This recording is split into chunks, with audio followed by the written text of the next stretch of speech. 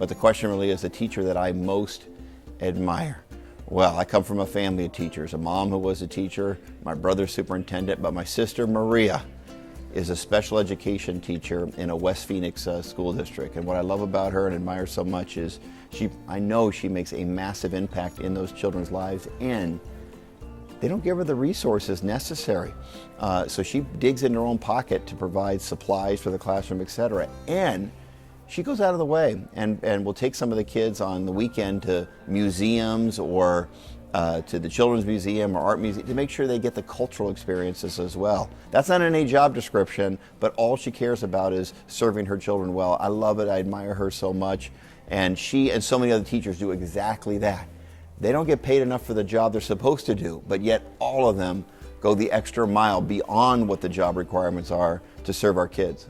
So I'm thinking today of my 10th grade environmental science teacher, a great woman named Karen Temple Beamish. She did such a great job of opening up for me how connected science was to people's everyday lives and how much a difference you could make. She also was a sponsor of my environmental club growing up and helped me learn about things like solar energy and clean air that I still work on today as mayor. So I'm honored that she set me on this direction and opened up the world for me. My dad was an elementary school principal, my mom was a teacher. That's part of our family's DNA. I'm proud to say I've got children and sons-in-law that are school principals and teachers, and so growing up in Mesa, Arizona, also you have to be a fan of education. The reason a lot of people live in Mesa, Arizona is tied to education.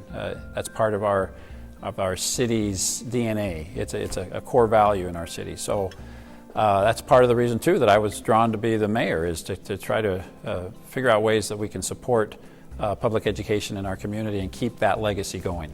One of the standout teachers for me was one of my middle school teachers, Mr. Siegel, who was a social studies teacher, and I just loved how we did a lot of project-based learning, and it was very comprehensive, learning about lots of different themes from around the world, and I just remember feeling really engaged and motivated in his class.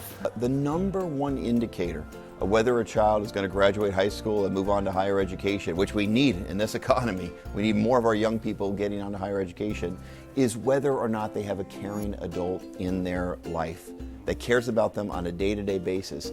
For many kids, for too many kids, that's the teacher.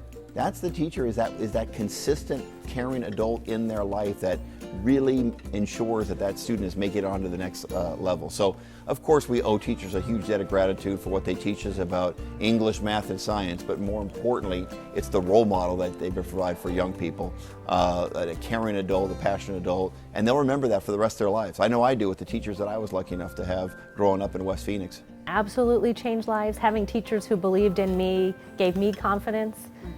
I assume most young people, and I'd include myself in this, went through some bumps in school, and it was nice to have teachers say, this is going to be okay, you have a great future in front of you, it does not matter what happened at prom or the 8th grade dance, focus on what really matters. And teachers help our young people who've gone through terrible things like losing a parent or a bad health scare.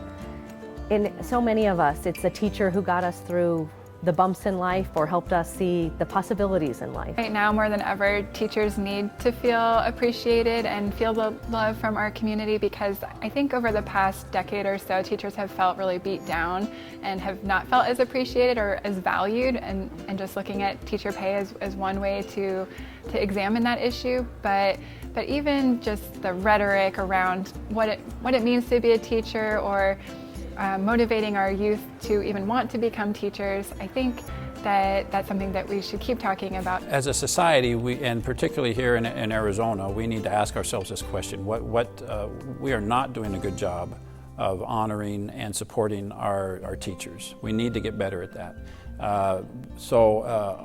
And that is as a community. So our church groups, our service groups, our businesses, we all need to be asking ourselves the question, what can we do to support public education and our teachers? We need to have teacher appreciation events on a regular basis. We need to be honoring teachers and rewarding teachers, and we need to be paying teachers a livable salary. So this is an issue that we have a lot of improvement that we can make on.